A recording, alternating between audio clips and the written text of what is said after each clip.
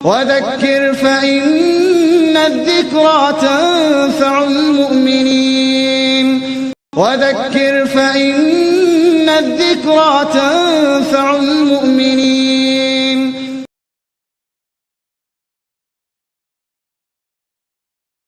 الحمد لله رب العالمين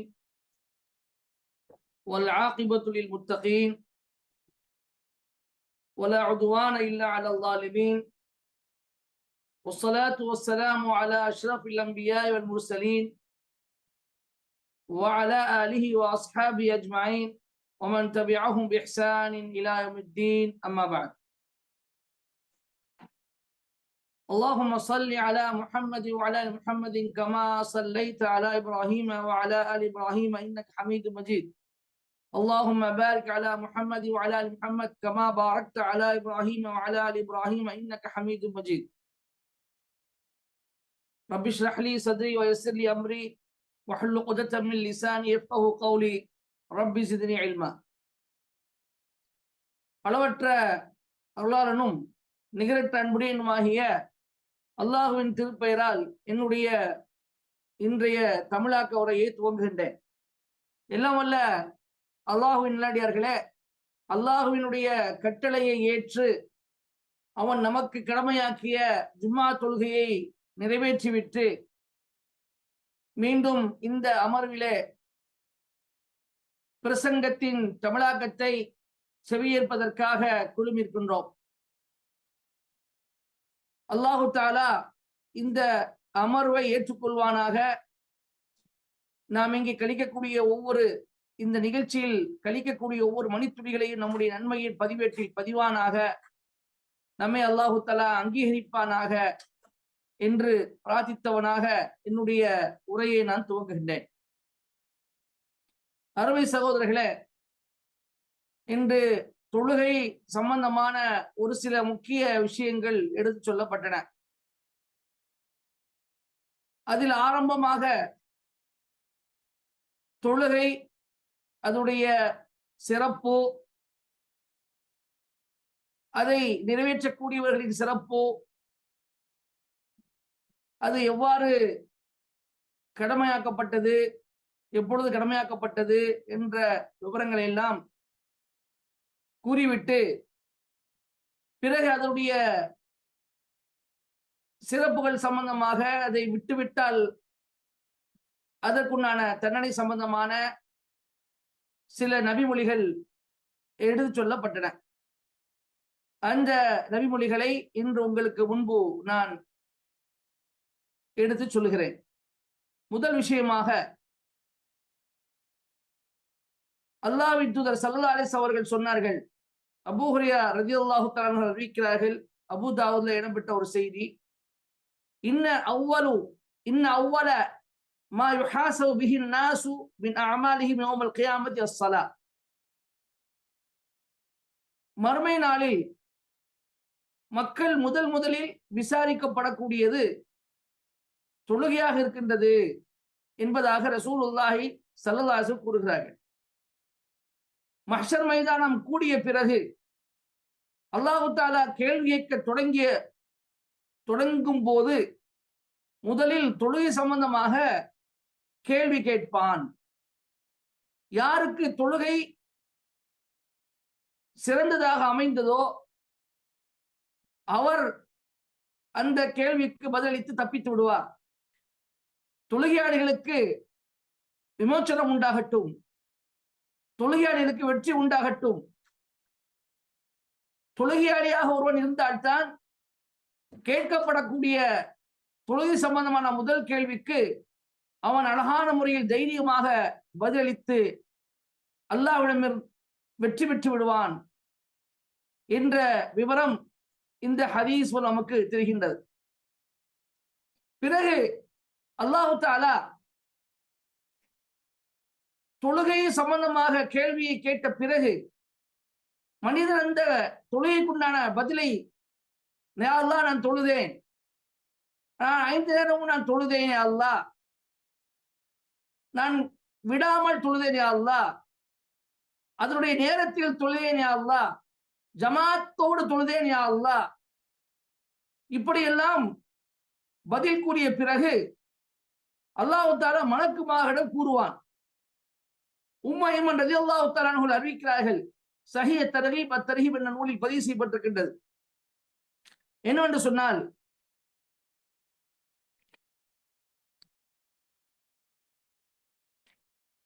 உந்துரு இலா ஸலாத்தி அப்தி அதம்மஹா அவ் நகஸஹா. அல்லாஹ் சொல்வானான், என்னுடைய இந்த அடியானுடைய இந்த தொழுகை பட்டியலை நீங்கள் பாருங்க. அவன் தொழுதுக்கான்னு சொல்றானா இல்லையா, அந்த தொழுதுக்குள்ள அந்த பட்டியலை நீங்கள் பார்வையிடுங்கள். அவனுடைய அந்த தொழுகைகள் முழுமையாக இருக்கின்றதா அல்லது குறைவானதாக இருக்கின்றதா, குறைபாடு உள்ளதாக இருக்கின்றதா என்று தன்னுடைய மாணவனுக்கு அல்லாஹ் உத்தரவிடுவான். பிறகு சொல்லுவான், ஃபைன் கானத் தாம்மதன் குதிபத் லஹு தாம்மதன். அந்த மாணவர்கள் பார்ப்பார்கள், நோட்டமிடுவார்கள். அவ்வாறு நோட்டமிடுகின்ற பொழுது அந்த தொழுகையானது முழுமையானதாக இருந்தால், எந்த குறைபாடும் இல்லாமல் முழுமையானதாக இருந்தால், அவனுக்கு முழுமையான தொழுகையாக எழுதப்பட்டு அதற்குண்டான முழுமையான கூலி அங்கே வழங்கப்படும். அவ்வாறு இல்லாமல் அந்த தொழுகையில் ஏதேனும் குறைபாடு இருக்குமையானால், குறைபாடுடைய தொழுகை உடையவனாக அவன் இருப்பானேயானால், கால உந்துரு ஹல் அப்தி மின் ததவ்வுஇன். அல்லாஹ் சொல்வானா, குறைபாடு இருக்கின்றதா, சரி என்னுடைய அந்த அடியானை பற்றி நீங்கள் நோக்குங்கள், அவன் ஏதாவது நஃபிலான தொழுகைகளை தொழுதிருக்கிறானா என்று, நஃபிலான தொழுகைகள் தொழுதிருக்கிறான் என்று நீங்கள் பாருங்கள் என்பதாக அல்லாஹ் சொல்வான்.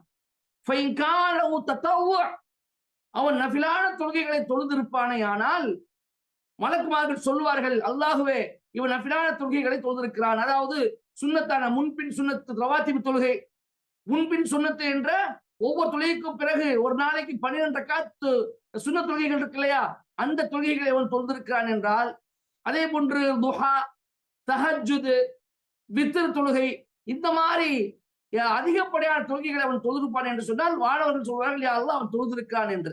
அப்ப அல்லாஹ் சொல்லுவான், அத்திம்மு லி அப்தி ஃபரீதத்தஹு மின் ததவ்வுஇஹி. அல்லாஹ் சொல்வான், அப்படி என்றால் அவனுடைய அந்த நஃபிலான தொழுகையிலிருந்து எடுத்து அவன் குறை வைத்திருக்கிற அந்த ஃபர்லான தொழுகையை பூர்த்தி செய்து விடுங்கள் என்று சொல்வான். நஃபிலான தொழுகை மூலமாக அந்த ஃபர்லான தொழுகையில் கடமையான தொழுகையில் அவன் குறை வைத்திருக்கிறானே, அதை என்ன செய்யுங்க, அந்த குறைபாட்டை நீக்கி அதை அந்த இடத்துல அந்த நஃபிலான தொழுகைகளை கொண்டு பூர்த்தி செய்து விடுங்கள் என்பதாக அல்லாஹு தஆலா சொல்லுவான். சும்ம தூஹது அமாலு அலா தாக்கும். பிறகு இதே போன்றுதான் ஒவ்வொரு அமல்களாக எடுக்கப்படும். அதாவது நோன்பும் இந்த மாதிரி தான் எடுக்கப்படும், ஜக்காத்தும் இந்த மாதிரி தான் எடுக்கப்படும். இந்த மாதிரி எந்தெந்த அமல்கள் ஃபர்லான ஃபர்லான இபாதத்துகள் எதுவெல்லாம் இருக்கின்றதோ அந்த ஃபர்லான இபாதத்துகளில் ஏதாவது குறைபாடு ஏற்பட்டிருக்குமையானால் அது சம்பந்தமான நஃபிலான வணக்கத்தின் மூலமாக அந்த குறைபாடு நிவர்த்தி செய்யப்படும் என்பதாக ரசூலுல்லாஹி ஸல்லல்லாஹு அலைஹி வஸல்லம் சொல்லி காட்டுகின்றார்கள். அடுத்ததாக, ஒரு மனிதன் தொழாமல் அந்த தொழுகையை வேண்டும் என்று விட்டுவிடுகிறான் என்றால் ரசூலுல்லாஹி சொல்லி காட்டுகின்றார்கள், மன் தரக ஸலாத்த முத்தஅம்மிதன் ஃபகத் பரிஅத்து திம்மத்தஹு மினல்லாஹ். எவன் ஒருவன் வேண்டுமென்றே தொழுகை விடுகிறானோ, அவனுடைய பொறுப்பை அல்லாஹ்விடமிருந்து நான் நீக்கி விடுகிறேன் என்று ரசூலுல்லாஹ் சொல்றாங்க. அதாவது அல்லாஹ்வுக்கு அவனுக்கு எந்த சம்பந்தமும் இல்ல. அல்லாஹ்வுக்கு பொறுப்பேற்றுக்கானா இல்லையா, ஒரு அடியானுக்கு எல்லா அடியானும் அல்லாஹ் பொறுப்பேற்றிருக்கிறான். அப்ப அல்லாஹ் அவனுக்கு பொறுப்பு ஏற்றிருக்கிறானா இல்லையா, அந்த பொறுப்பிலிருந்து அல்லாஹ் அவனுக்கு ஏற்றுக்கொள்ளக்கூடிய அந்த பொறுப்பை, அல்லாஹ்விடமிருந்து உள்ள அவனுடைய அந்த பொறுப்பை நான் நீக்கி விடுகிறேன் என்றால் என்ன அர்த்தம், அல்லாஹ்வுக்கு அவனுக்கு எந்த சம்பந்தம் இல்ல என்று ரசூலுல்லாஹி ஸல்லல்லாஹு அலைஹி வஸல்லம் சொல்லி காட்டுகின்றார். பிறகு அல்லாஹ் சொல்வதாக ஒரு ஹதீஸ் குதுசி ரசூலுல்லாஹி பதிவு செய்கிறார்கள். அபூ கதாதா ரலியல்லாஹு தஆலா அறிவிக்கக்கூடிய ஹதீஸ் இப்னு மாஜாஹ் இடம்பெறுகின்றது. என்னவென்றால், இஃப்தரஃப்து அலா உம்மத்திக ஹம்ஸ ஸலவாத்தின். முஹம்மதே, உம்முடைய உம்மத்துக்கு 5 நேர தொழுகைகளை நான் கடமையாக ஆக்கியிருக்கிறேன். وأحدت عندي عهدا أنه من حافظ عليهن لوقتهن أدخلته الجنة. இந்த விஷயத்தில் எனக்கு நானே ஒரு ஒப்பந்தம் போட்டுக்கொண்டேன். என்ன எனக்கு நானே என்ன ஒப்பந்தம் போட்டுக்கொண்டேன் என்றால், யார் அந்த தொழுகைகளை அதனுடைய நேரத்தில், அந்த தொழுகைக்குண்டான நேரத்தில் அதை பாதுகாத்து பேணிக் கொள்கிறாரோ அவரை நான் சூனத்தில் நுழைவிப்பேன். ஃபமன் லம் யுஹாஃபிஸ் அலைஹின்ன ஃபலா அஹத லஹு இன்தி. யார் அதை பாதுகாக்கவில்லையோ, அதனுடைய நேரத்தோடு அந்த தொழுகையை தொழாமல் தவிர்க்கிறாரோ, அந்த தொழுகைகளை அவன் பேணுதலாக அவன் பேணி பாதுகாக்கவில்லையோ, அவனுக்கு என்னிடம் எந்த ஒரு ஒப்பந்தமும் இல்லை. ஆனா அவனுக்கு எனக்கு நானே போட்டுக்கொண்ட ஒப்பந்தம் அவனுக்காக இல்லை என்பதாக அல்லாஹ் சொல்வதாக ரசூலுல்லாஹி ஸல்லல்லாஹு அலைஹி அவர்கள் சொல்லி காட்டுகின்றார்கள். ஆக இந்த ஹதீஸ் நமக்கு என்ன தெரிகிறது என்று சொன்னால், தொழுகையாளி நாளை வெற்றி பெற்று விடுவான். அவன் ஒழுங்கான முறையில் தொழுது, இஹ்லாஸான முறையில் தொழுது, தூய்மையான உள்ளத்தோடு தொழுது, தன்னுடைய அந்த தொழுகையை ஒரு தூய்மையான ஒரு நிலையில் அல்லாஹ்விடம் சமர்ப்பித்திருப்பானையானால், அப்படிப்பட்ட அந்த தொழுகையில் ஏதாவது குறைபாடு இருக்குமையானால், அந்த குறைபாடு அவன் தொழுத அந்த நஃபிலான தொழுகைகள் மூலமாக பூர்த்தி செய்து சரி செய்யப்படும், சரி சமமாக ஆக்கப்படும். அதே நேரத்தில் ஒருவன் வேணுமென்றே தொழுகையை விட்டுவிட்டான் என்று சொன்னால் அவனுக்கு அல்லாஹ்வுக்கும் எந்த ஒரு சம்பந்தமும் இருக்காது. அதே நேரத்தில் தொழுகைகளை ஒரு மனிதன் அதனுடைய நேரத்துக்கு, அதனுடைய என்ன நேரம் இருக்கின்றதோ அந்த நேரத்தை தவறாமல் அந்த தொழுகைகளை அவன் கடைபிடித்து அதை பேணி பாதுகாப்பான் என்றால் அல்லாஹ் தஆலா அவனை சொர்க்கத்தில் நுழைவிப்பான் என்று கேரண்டி கொடுத்திருக்கிறான் என்ற விவரங்களை எல்லாம் இந்த ஹதீஸ் மூலமாக என்ன செய்யறோம், நாம் புரிந்து கொள்கின்றோம். அடுத்து ரசூலுல்லாஹி ஸல்லல்லாஹு அலைஹி அவர்கள் ஒரு சில அல்லாஹ்வுக்கு பிரியமான சில விஷயங்களை ரசூலுல்லாஹ் சொல்லி காட்டுகிறார்கள். ரசூலுல்லாஹி அவர்கள் பல கட்டங்களில் அஹப்புல் அமால் இலல்லாஹ் என்று சொல்வார்கள். அல்லாஹ்வுக்கு மிக மிக பிடித்தமான அமல்கள் என்று பல கட்டங்கள் சொல்லியிருக்கிறார்கள். பல கட்டங்களில் இந்த சந்தர்ப்பத்துக்கு தக்கவாறு, நிலைமைக்கு தக்கவாறு அது மாறுபடும். அப்படி பல விஷயங்களை சொல்லியிருக்கிறாங்க. அதுல ஒரு விஷயம் என்னன்னு சொன்னால், சஅல்து நபி ஸல்லல்லாஹு அலைஹி வஸல்லம் ஐயுல் அஅமாலி அஹப்பு இலல்லாஹ். இப்னு மஸ்ஊத் ரலியல்லாஹு தஆலா அவர்கள் அறிவிக்கக்கூடிய ஹதீஸ் புகாரி முஸ்லிம்ல பதிவு செய்யப்பட்டிருக்கின்றது. அவர்கள் சொல்கிறார்கள், நான் அல்லாஹ்வின் தூதரிடம் கேட்டேன், அல்லாஹ்வின் தூதரே, அல்லாஹ்வுக்கு மிக மிக பிடித்தமான அமல்கள் எது என்று கேட்டேன். ரசூலுல்லாஹ் சொன்னாங்க, அஸ்ஸலாத்து அலா வக்திஹா. தொழுகையை அதனுடைய குறித்த நேரத்தில் தொழுவது. ஏன்னா தொழுகைக்கு அல்லாஹ் சொல்லி காட்டுறாங்க குர்ஆன்ல, இன்ன ஸலாத்த கானத் அலல் முஃமினீன கிதாபம் மௌகூதா. நிச்சயமாக தொழுகை என்பது மூமின்கள் மீது, விசுவாசிகள் மீது நேரம் குறிக்கப்பட்ட ஒன்றாக இருக்கின்றது. ஃபஜ்ர் தொழுகை எப்பொழுது ஆரம்பமாகும், எப்பொழுது முடியும். லுஹர் எப்பொழுது ஆரம்பமாகும், எப்பொழுது முடியும். அஸ்ர் எப்பொழுது தொடங்கும், எப்பொழுது முடியும். மக்ரிப் எப்பொழுது தொடங்கும், எப்பொழுது முடியும். இஷா எப்பொழுது தொடங்கும், எப்பொழுது முடியும். இது எல்லாத்துக்குமே அல்லாஹ் தஆலா நேரத்தை வகுத்திருக்கிறான். அப்ப இந்த நேரத்துக்குள்ள, அதனுடைய நேரத்தில், அதே சமயத்துல ஒரு ஜமாத்துக்கு ஒரு நேரம் இருக்கின்றது, அந்த நேரத்தில் அந்த ஜமாத்தில் அவன் தொழுகிறான் என்று சொன்னால் அதுதான் மிகச் சிறந்த ஒரு அமலாக அல்லாஹ்விடம் இருக்கின்றது என்று ரசூல் ஸல்லல்லாஹு அலைஹி வஸல்லம் சொல்லி காட்டுகின்றார்கள். அதே போன்று நபி ஸல்லல்லாஹு அலைஹி வஸல்லம் இன்னொரு சிறப்பை சொல்லி காட்டினார்கள். ஸக்கரன் நபி ஸல்லல்லாஹு யௌமன் பைன அஸ்ஹாபிஹி. ஒருமுறை நபி ஸல்லல்லாஹு அலைஹி அவர்கள் தன்னுடைய தோழர்களுக்கு மத்தியில் தொழுகையை நினைவு கூர்ந்தார்கள். அப்படி நினைவு கூறும் பொழுது ஃபகால சொன்னார்கள், மன் ஹாஃபத அலைஹா கானத் லஹு நூரன் வ புர்ஹானன் வ நஜாத்தன் யௌமல் கியாமா. எவர் இந்த தொழுகையை பேணி பாதுகாக்கிறாரோ அந்த தொழுகை அவருக்கு பிரகாசமாகவும் ஆதாரமாகவும் இருக்கும், மறுமை நாளில் வெற்றியாகவும் அது இருக்கும். 3 சொல்றார் ரசூல் ஸல்லல்லாஹு அலைஹி வஸல்லம். மறுமை நாள்ல தொழுகை அவருக்கு எப்படி பலன் தரும்? ஒரு மனிதன் தொழுகையை பாதுகாக்கிறான்னு சொன்னா அதனுடைய நேரத்தோடு, ஜமாத்தோடு, அதனுடைய ஒழுங்கோடு தொழுகையை பாதுகாக்கணும். இதான் ஹாஃபிஸ் என்று சொன்னா அதான் அர்த்தம். தொழுகையை பாதுகாக்க ஏனோ தானே என்று தொழுகிறது இல்லை. 5 நேரம் ஏதோ அல்லாஹ் சொல்லிட்டான் என்பதற்காக அந்த பாங்கு சொன்னதுக்கு அப்புறம் உள்ள உள்ள செஞ்சா போனா நினைச்ச மாதிரி தொழுதா ஏதோ கடமையை நிறைவேற்றியாச்சு என்ற அடிப்படையில் தொழுகை அல்ல. அந்த தொழுகையை அதனுடைய ஒழுங்கோடு பாதுகாக்கணும், அது நேரத்தோடு பாதுகாக்கணும், ஜமாத்தோடு பாதுகாக்கணும். இந்த மாதிரி ஒரு மனிதர் இந்த தொழுகையை பாதுகாப்பார் ஆனால் மறுமையில் அவனுக்கு 3 விதமான பலன் தருகின்றது. ஒன்று, அந்த தொழுகை அவனுக்கு பிரகாசமாக இருக்கும். இன்னொன்று, அவனுக்கு அது ஆதாரமாக இருக்கும். மூன்றாவது, அது அவனுக்கு வெற்றியை தேடித்தரும், வெற்றியை பெற்றுத்தரும். இதுக்கு நேர்மாற்றமாக ஒமன் லம் யுஹாஃபிஸ் அலைஹா லம் யகுல் லஹு நூருன் வலா புர்ஹான் வலா நஜா. இதுக்கு இந்த தொழுகையை யார் பேணவில்லையோ, யார் பாதுகாக்கவில்லையோ அவருக்கு அது பிரகாசமாகவும் இருக்காது, ஆதாரமாகவும் இருக்காது, வெற்றியை தரக்கூடியதாகவும் அது இருக்காது. மாறாக வகான யௌமல் கியாமத்தி மா காரூன ஓ ஃபிரௌன ஓ ஹாமான ஓ உபை பின் ஹலஃப். அந்த மனிதர் நாளை காரூனோடும் ஃபிரௌனோடும் ஹாமானோடும் உபை பின் ஹலஃபோடும் எழுப்பப்படுவார் என்பதாக ரசூலுல்லாஹி ஸல்லல்லாஹு அலைஹி வஸல்லம் கூறுகிறார்கள். அப்துல்லா பின் அம்ர் பின் ஆஸ் ரலியல்லாஹு தஆலா அவர்கள் அறிவிக்கக்கூடிய ஹதீஸ் அஹ்மத்ல இடம்பெறுகின்றது. இப்ப இந்த 4 பேர் மட்டும் குறிப்பா சொல்றாங்க. தொழுகை இல்லாதவன், அந்த தொழுகையை பேணி பாதுகாக்காதவன், ஃபிரௌனோடும் ஹாமானோடும் காரூனோடும் உபை பின் ஹலஃபோடும் என்ன செய்கிறார்கள், எழுப்பப்படுவார்கள் என்று சொல்றாங்க.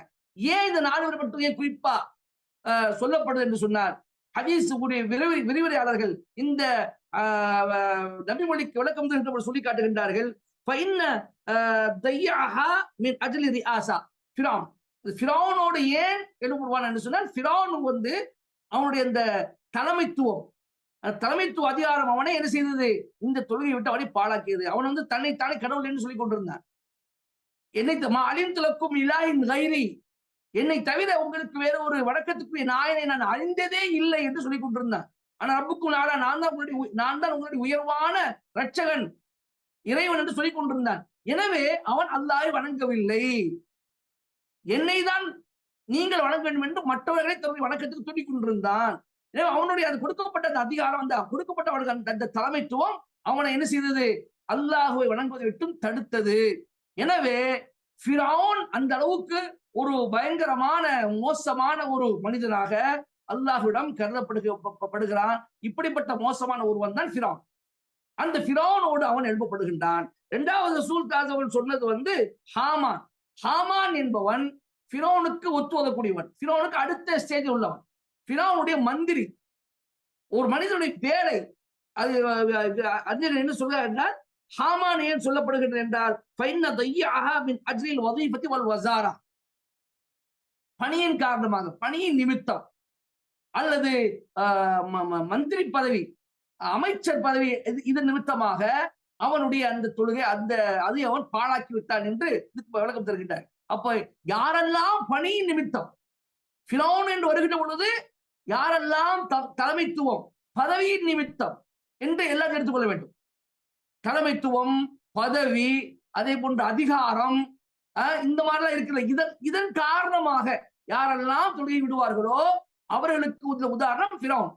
அதே போன்று பணியின் காரணமாக, ஜாபின் காரணமாக,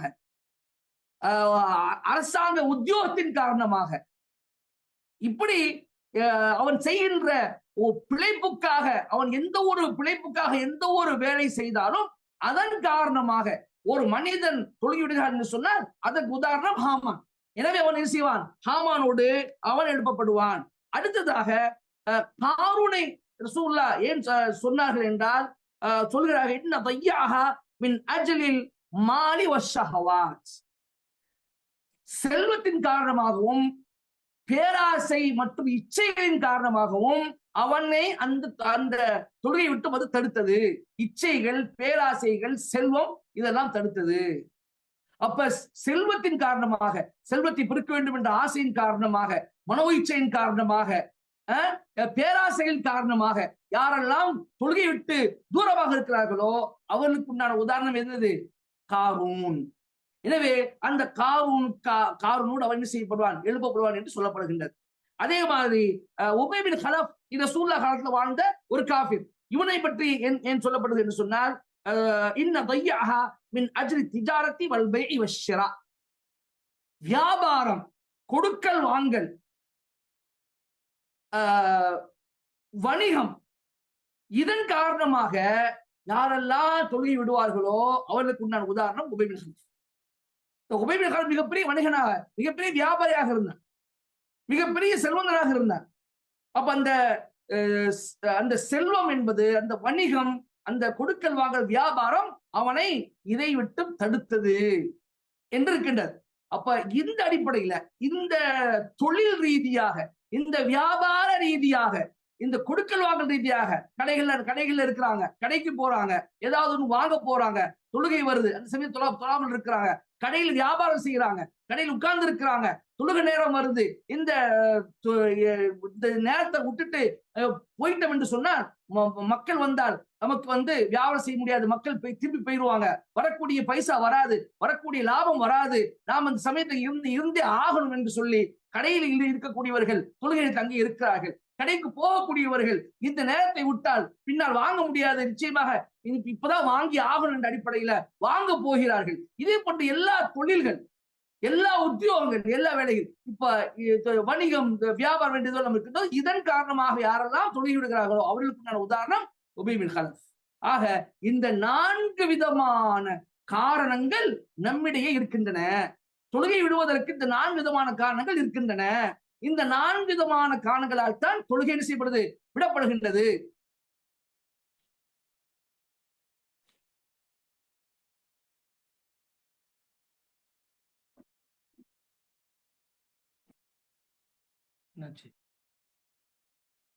என்பதாக ஹதீஸ் விரிவியலாளர்கள் இதற்கு விளக்கம் தருகிறார்கள் சகோதரர்களே.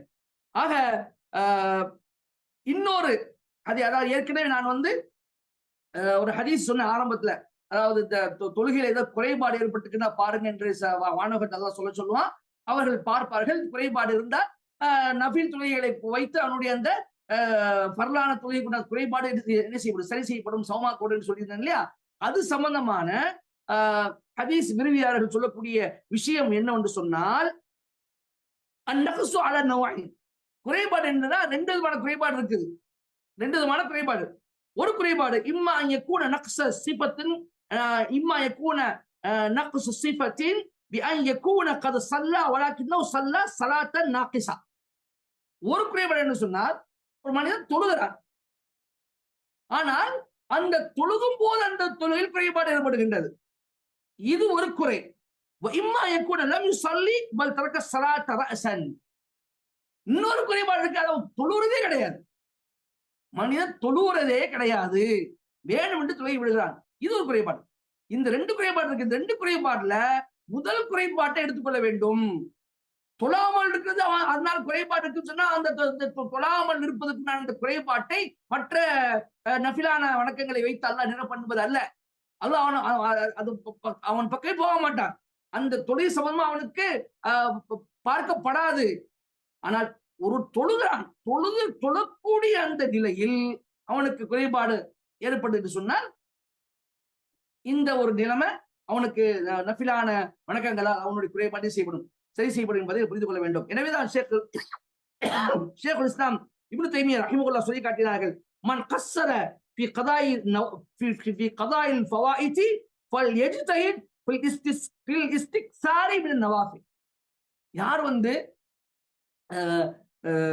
நஃபிலான, அதாவது பரலான தொழுகையை நிறைவேற்றுவதில் குறையை ஏற்படுத்தி விட்டாரோ, குறை வைத்து விட்டாரோ, அவர் என்ன செய்யட்டும், அதிகமான நஃபில்களை தொழட்டும், நஃபில்களை அதிகமாக கவனம் செலுத்தட்டும், அதிகமான நஃபிலை என்ன செய்யட்டும், தொழட்டும் என்பதாக அவர்கள் சொல்லியிருக்கிறார்கள். பிறகு சொன்னாங்க, ஏனென்றால் அதை கொண்டுத்தான் நாளை மறுமையில் என்ன செய்யப்படும், விசாரணை செய்யப்படும், அதை கொண்டுத்தான் மறுமையில் விசாரணை செய்யப்படும் என்று இப்னு தைமிய்யா ரஹிமஹுல்லாஹ் அவர்கள் சொல்லி காட்டுகின்றார்கள். பிறகு ஷேக் அவர்கள் ஒரு 2 ஹதீஸை சொன்னார்கள். அந்த ஹதீஸை மட்டும் சொல்லி நான் முடித்துக் கொள்கிறேன். அது என்னன்னு சொன்னால், நிச்சயமாக ஒரு மனிதர் ஜமா தொழுகைக்கா பள்ளிக்கு வந்தே ஆகணும், பள்ளிக்கு வந்துதான் தொழணும். ரசூல் ஸல்லல்லாஹு அலைஹி சொல்லி காட்டுகின்றார்கள், மன் சமிஅ நிதா ஃபலம் யதி ஃபலா ஸலாத்த லஹு இல்லா மின் உத்னின். யார் பாங்கு சப்தத்தை கேட்கிறாரோ அவருக்கு ஏதாவது முக்கியமான காரணம் இருந்தாலே தவிர அவர் பள்ளிவாசலுக்கு வராமல் இருக்கக்கூடாது, தொழாமல் இருக்கக்கூடாது. பலம் ஏத்தி அதாவது பலா சலாத்தோ இல்லாமல், அதாவது ஒரு மனிதர் பாங்கு சத்தத்தை கேட்கிறார், கேட்டு பள்ளிக்கு வரவில்லை என்று சொன்னால் பலா சலாத், அவருக்கு தொழுகை இல்லை, அவருக்கு தொழுகை இல்லை. இல்லாமல் ஆனா ஏதாவது முக்கிய காரணத்துக்கு காரணமா, ஏதாவது முக்கியமான காரணம், பள்ளிக்கு வர முடியாத காரணம் இருந்தால்தான் அவர் பள்ளிக்கு வராமல் இருக்க வேண்டும். இல்லை என்றால் எப்பாடுபட்டாவது பள்ளிக்கு வந்தே ஆக வேண்டும். அப்படி ஒரு வரவில்லை என்று சொன்னால் அவர் தொழுகை இல்லை என்பதாக ரசூலுல்லாஹ் சொல்லி காட்டுறாங்க. இப்னு அப்பாஸ் ரலியல்லாஹு அன்ஹு கேட்கப்பட்டது, மாஹுல் உதுர், உதுர் என்று சொல்றாங்க, காரணம் என்று சொல்றாங்களே, இது என்ன காரணம் என்று கேட்கிறார்கள். கால ஹவுஃபுன் அவ் மரதுன். இப்னு அப்பாஸ் சொல்கிறார்கள், பயமோ அல்லது நோயோ. ஒண்ணு பயத்தின், வெளியே போனால் ஏதாவது ஆபத்தான ஒரு சூழ்நிலை நிலவி கொண்டிருக்கின்றது, ரொம்பவும் இக்கட்டான சூழ்நிலை நிலவி கொண்டிருக்கின்றது, அதனால ஒரு ஆபத்தான அந்த நிலையை கண்டு ஒருவர் நம்ம அஞ்சும் என்று சொன்னால், பயம் இருக்கு சொன்னால் அந்த நேரத்தை என்ன செய்யலாம், பள்ளிக்கு வராமல் இருக்கலாம். அல்லது நோய், பள்ளிக்கே வர முடியாத அளவுக்கு கடுமையான நோய் ஒருவர் இருக்கு என்று சொன்னால் அவர் பள்ளிக்கு வர வேண்டாம். இதுதான் உதுருக்குண்டான விளக்கமாகும் என்று இப்னு அப்பாஸ் ரலியல்லாஹு சொல்லி காட்டுகின்றார்கள். ஒரு நாபின், அதாவது ஒரு கண் வயது முதிர்ந்த அதே இடத்தில் கண் பார்வையற்ற ஒரு சஹாபி ரசூல் ஸல்லல்லாஹு அலைஹி வஸல்லம் வந்து கேட்கிறாங்க, அல்லாஹ்வின் தூதரே, நான் என்னால பள்ளிக்கு வர முடியாது, என்னை கூட்டு வருவதற்கு ஆள் கிடையாது, யார் உதவி செய்வதற்கு ஆள் கிடையாது, எனவே நான் வீட்டில் தொழுது கொள்ளலாமா என்று கேட்டபோது ரசூல் ஸல்லல்லாஹு அலைஹி வஸல்லம் ஆரம்பத்துல நீங்க வீட்டில் தொழுது கொள்ளுங்கள், உங்களுக்கு சலுகை இருக்கின்றது என்று சொல்லி ரசூல் ஸல்லல்லாஹு அனுமதித்து விடுகிறார். அவர் போனதுக்கு பிறகு ரசூலுல்லாஹ் மீண்டும் அவரை அழைக்கிறார்கள். அழைத்து சொல்கிறார்கள், ஹல் தஸ்மஅ நிதா, நீ பாங்கு சத்தத்தை கேட்கிறாயா என்று கேட்கிறார். நீ பாங்கு சத்தத்தை கேட்கிறீரா என்று கேட்டார்கள். அந்த சஹாபி கால நஅம் யா ரசூலுல்லாஹ், ஆம் அல்லாஹ்வின் தூதரே, நான் பாங்கு சத்தத்தை கேட்கிறேன். கால ஃபாஜி, அப்படி என்றால் நிச்சயமாக நீ என்ன செய்யணும், பள்ளிக்கு வந்தே ஆக வேண்டும் என்று ரசூல் ஸல்லல்லாஹு அலைஹி வஸல்லம் அவர்கள் ஒரு கண் பார்வையற்ற ஒரு சஹாபியை என்ன செஞ்சாங்க, நீ காது கொடுத்து பாங்கு சத்தத்தை கேட்கிறீங்களே, நிச்சயமாக நீங்க இந்த கண் பார்வையை ஏற்றதாவது இந்த குருட்டுத்தனம் என்பது பள்ளிவாசலுக்கு வருவதை விட்டும் தடுக்காது. பள்ளிவாசல் வருவதை விட்டு வராமல் இருப்பதற்கு இந்த குருட்டுத்தனம் காரணம் அல்ல என்று ரசூலுல்லாஹ் சொல்லி நிச்சயமாக நீங்க வந்து ஆக வேண்டும் சொல்கிறார். பரம சகோதரர்களே, ஒரு பார்வையற்ற ஒரு சஹாபி அவருக்கு அனுமதி கேட்கிறார், என்னை கூட்டி வர ஆள் இல்லை, பள்ளிவாசல் வரைக்கும் என்னை கூட்டிட்டு வர ஆள் இல்லை என்று கூட சொல்கிறார். அப்படி இருந்தும் கூட நிச்சயமாக நீங்கள் பள்ளிவாசலுக்கு வரணும் என்று ரசூலுல்லாஹ் கட்டாயப்படுத்துகிறார் என்று சொன்னால், அப்ப மற்றவர்கள் நிலை எந்த அளவுக்கு மிக முக்கியத்துவம் வாய்ந்த ஒன்றாக இருக்கின்றது, மற்றவர்கள் எந்த அளவுக்கு பள்ளிவாசலுக்கு போவது, ஜமாது தொழுவது எந்த அளவுக்கு முக்கியத்துவம் வாய்ந்த ஒன்றாக இருக்கிறது என்பதை நாம் வணங்கிக் கொள்ள வேண்டும். ஆக இதுவெல்லாம் தொழுகை சம்பந்தமாக இன்று குத்வாவில் சொல்லப்பட்ட ஒரு விஷயமாக இருக்கின்றது. எனவே நாம் தொழுகையை பேணி பாதுகாப்போம். தொழுகையில் தான் நம்முடைய வெற்றி இருக்கின்றது. தொழுகை இல்லை என்று சொன்னால் நம்முடைய மறுமை வாழ்க்கை வீணா போய்விடும் என்பதை நாம் ஒவ்வொருவரும் உணர்ந்து கொண்டு தொழுகையை பேணுவோம். தொழுகையை அதுக்குரிய நேரத்தில் தொழுவோம், ஜமாத்தோடு பேணுவோம், அதனுடைய அனைத்து ஒழுங்குமுறைகளோடும் ஒழுங்காக தொழுது தூய்மையான ஒரு இபாதத் வணக்கமாக அந்த தொழுகை அல்லாஹ்விடம் நாம் சமர்ப்பிப்போம். அப்படிப்பட்ட நற்பாக்கியம் பெற்றவர்களாக அல்லாஹ் என்னை உங்களை ஆக்குவானாக. ஒரு உபதேசம் அல்லாஹ்வின் தூதர் ஸல்லல்லாஹு அலைஹி வஸல்லம் அவர்கள் தன்னுடைய தோழர்களுக்கு செய்தால் அந்த தோழர்களுக்கு அந்த உபதேசம் எப்படிப்பட்ட மாற்றத்தையும் ஒரு இறைச்சத்தையும் ஏற்படுத்துமோ அப்படிப்பட்ட ஒரு தாக்கத்தையும் இறைச்சத்தையும் எனக்கு உங்களுக்கும் இந்த உபதேசம் ஏற்படுத்தட்டுமாக என்று கூறி என்னுடைய உரை முடித்துக் கொள்கின்றேன். வாஹு தாவான் அல்ஹம்துலில்லாஹி ரப்பில் ஆலமீன். அஸ்ஸலாமு அலைக்கும் வரஹ்மத்துல்லாஹி வபரகாத்துஹு. وذكر فإن الذكرى تنفع المؤمنين